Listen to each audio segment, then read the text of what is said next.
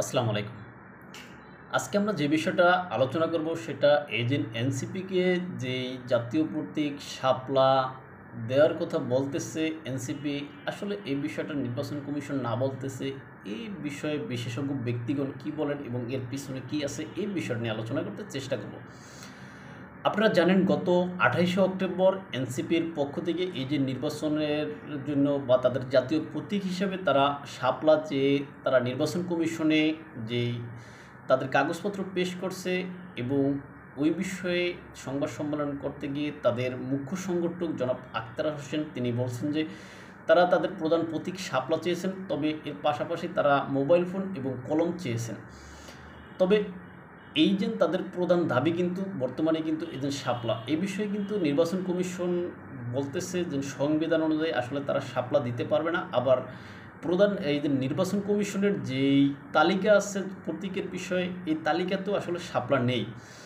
এই বিষয়ে নির্বাচন কমিশন জানিয়ে দিয়েছে এনসিপিকে যে আসলে তারা শাপলা দিতে পারবে না, কিন্তু এনসিপি এই কথাটা না মানে বা এই কথাটা মানতে চাচ্ছে না। তারা মূলত শাপলাই চাচ্ছে, জোর দিয়ে তারা শাপলা চাচ্ছে। কিন্তু আমাদের সংবিধানের 4-এর 4 অনুচ্ছেদে আছে জাতীয় প্রতীক, জাতীয় সঙ্গীত, জাতীয় পতাকাকে অনুমোদনবিহীন ব্যবহার করতে পারবে না। এবং এই যে শাপলা প্রতীক কিন্তু আমাদের মহামান্য রাষ্ট্রপতির এবং প্রধানমন্ত্রীর কার্যালয়ে এই শাপলা প্রতীক কিন্তু পতাকার পাশাপাশি, মানে আমাদের জাতীয় যে পতাকা আছে পতাকার পাশাপাশি কিন্তু এই যে শাপলা প্রতীকের পতাকা কিন্তু সেখানে থাকে, অর্থাৎ এটা আমাদের জাতীয় প্রতীক হিসেবে থাকে। এখন এই বিষয়ে আসলে এনসিপি কোনো কিছুই মানতে চাচ্ছে না, কেননা তাদের শাপলা প্রতীক লাগবেই। এখন যেইটা জাতীয় প্রতীক, যেটা রাষ্ট্রপতির বাসভবনে থাকে বা রাষ্ট্রপতির কার্যালয়ে থাকে, প্রধানমন্ত্রীর কার্যালয়ে থাকে, সেই শাপলা প্রতীক তাদেরকে দিতেই হবে, অর্থাৎ কোনো একটা দলের প্রতীক বানিয়ে দিতে হবে। এই বিষয়ে তারা বিএনপির যে ধানের শীষ সে আছে সেই বিষয়ের সাথে তুলনা করতে চাচ্ছে। আসলে আপনি যদি কোনো ছোটো একটা বাচ্চাকেও যেখানে আমাদের জাতীয় প্রতীক কী বা জাতীয় ফুল কী, তখন তারা কিন্তু শাপলা বলবে, কেউ ধানের শীষ বলবে না। কেউ ধানের শীষের পাশাপাশি যেন স্টার আছে, স্টারের কথা কেউ বলবে না। সবাই কিন্তু আসলে জাতীয় প্রতীক শাপলা হিসেবে চিনবে। এখন বিএনপি ধানের শীষের সাথে তুলনা করে আসলে যে শাপলা প্রতীক চাচ্ছে, আসলে এটা আসলে একটা মানে তাদের ছোট্ট মানুষ বা ছেলে মানুষই একটা খেলা হিসেবে অনেকে মনে করেন।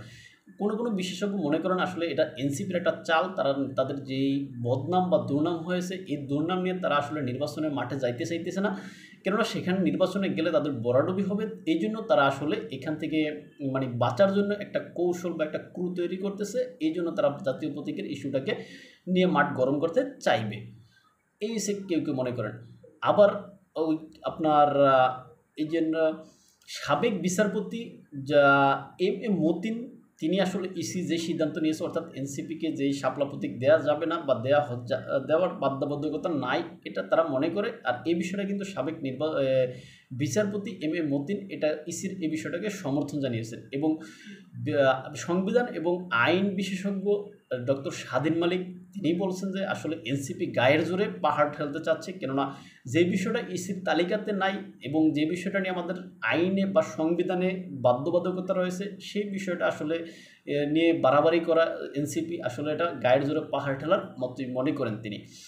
এবং আরেকজন ব্যক্তি নির্বাচন কমিশন সংস্কারের প্রধান হিসেবে যিনি আছেন ডক্টর বদিউল আলম মজুমদার, তিনি আসলে বলতেছেন যে প্রার্থীগুলোকে দলগুলোকে ওই সমস্ত প্রতীকগুলোকে বাছাই করতে হবে যেগুলো নির্বাচন কমিশনের এই যে তালিকায় আছেন, ওই সমস্ত তালিকা থেকে যে কোনোটি বাছাই করে নিতে হবে বলে তিনি মন্তব্য করেছেন। অথচ এই সমস্ত ব্যক্তিগুলো সবাই এনসিপির পক্ষ হিসেবে বা ঘনিষ্ঠজন হিসেবেই পরিচিত, তারাও কিন্তু এই কথা বলতেছেন, কিন্তু এনসিপি সেটা মানতেছে না। ওই যে যিনি স্বাধীন মালিকের বক্তব্যটি আসলে সঠিক, যে এই যে এনসিপি গায়ের জোরে পাহাড় ঠেলার মতো অবস্থা। তবে নির্বাচন কমিশনের পক্ষ থেকে বলা হয়েছে তারা আসলে এনসিপির জন্য বা এনসিপির এই পছন্দের তালিকা হিসাবে তারা মানে এই জন্য তাদের যেই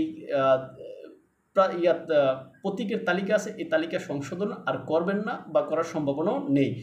তবে এনসিপিকে এই যে 19 অক্টোবরের ভিতরে তাদের যেই প্রতীকের চয়েস আছে সেটা এই শাপলা বাদে চয়েস করে নিতে হবে, অথবা নির্বাচন কমিশন তাদের অন্যান্য যে সমস্ত প্রতীক মানে পছন্দ ছিল মোবাইল ফোন অথবা কলম, এর ভিতরে যে কোনো একটা স্বয়ংক্রিয়ভাবে 19শে অক্টোবরের ভিতরে দিবেন। এখন এনসিপি কি এটা মানবেন কি না, না তারা ওই যে নির্বাচন বানচালের কৌশল হিসেবে তারা থাকবেন, আসলে সেটা হয়তো দেখার বিষয়, ভবিষ্যতে দেখা যাবে। তাই ভালো থাকবেন সবাই, দেখাবো অন্য কোনো ভিডিওতে। তবে আজকে আরেকটু বিষয় আমরা ভিডিওতে আসার আগে যে বিষয়টা পেয়েছি, সেটা আমাদের পুলিশ বা প্রশাসনের পুলিশ শান্তিরক্ষী মিশনে আর যেতে পারবে না বলে বিভিন্ন মিডিয়াতে আসছে। তবে সেই বিষয়ে আমরা বিস্তারিত কিছু সংগ্রহ করতে পারিনি। সামনের ভিডিওতে বা পরবর্তী ভিডিওতে আমরা বিস্তারিত এই বিষয়ে আলোচনা করব। দেখার জন্য আমন্ত্রণ রইল। আসসালামু আলাইকুম, ভালো থাকবেন সবাই।